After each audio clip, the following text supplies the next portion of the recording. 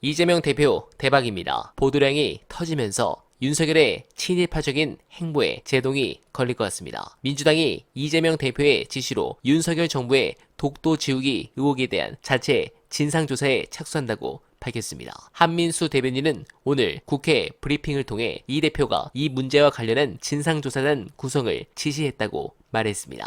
한 대변인은 최근 안국역 등 지하철 역사에 이어 전쟁기념관에서도 독도 조형물이 철거됐다며 서울교통공사는 승객들 동선에 방해된다는 이유를 댔고 전쟁기념관은 조형물이 노후됐다는 명분을 내세웠지만 누구도 납득하기 어려운 핑계라고 비판했습니다. 한 대변인은 윤석열 정부는 군 정신교육 교재에서 독도를 영유권 분쟁 지역으로 표현하는 등 일관되게 독도를 지우기 위해 애써왔다며 이 대표는 이번 조형물 철거도 그 연장선에 있다고 판단한 것이라고 부연했습니다. 네, 좋습니다. 이렇게 사실상 여의도 대통령인 이재명 대표께서 독도를 지켜주시니 든든합니다. 솔직하게 내년 한일 국교 정상화 60주년에 뭔가 큰 거 하나 두창이가 저지를 것이란 불안감이 커지는 상황에서 이거 중요합니다. 관련해 중요한 영상 보시고 이어가 보겠습니다. 왜 일본인 관광객들이 자주 가는 곳 혹은 눈에 띄는 곳에서 저걸 치우냐?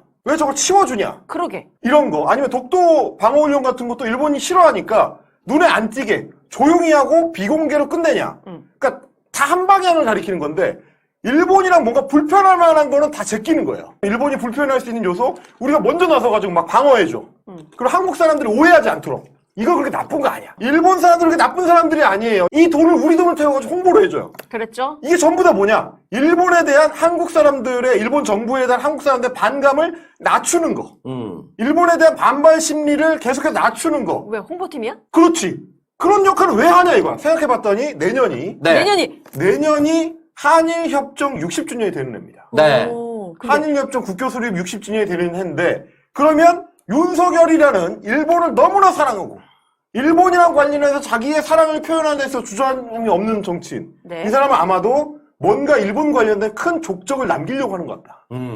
예를 라고 들어서 합리적인 의심할 수밖에 없죠. 네, 심각합니다. 이종찬 광복 회장이 용산 대통령실 어느 곳에 일제 때 밀정과 같은 존재가 있는 것 아닌가 생각된다고 밝혔습니다. 신임 독립기념관장에 뉴라이트 계열로 알려진 김영석 교수가 임명된 것을 두고 한 발언입니다. 저는 이게 모든 것을 통하는 결정적 발언이라고 생각합니다. 특히 독도 조형물은 슬그머니 철거하고 친일 성향 인물들을 대놓고 전면에 포진하고 후쿠시마 원전 오염수 방류 반대처럼 일본에 불리한 말을 하면 괴담이라고 입을 틀어막고 대체 용산에서는 무슨 일을 꾸미고 있는 겁니까? 진짜로 대통령실에 일본 밀정들이 암약하고 있고 일본 우익 집단이 용산을 조종하고 있는 건가요? 윤석열의 진짜 국적은 어디입니까? 국가가 망가지고 있습니다. 윤석열은 지난해 4월 워싱턴 포스트와 인터뷰에서 100년 전의 일을 가지고 무조건 안 된다.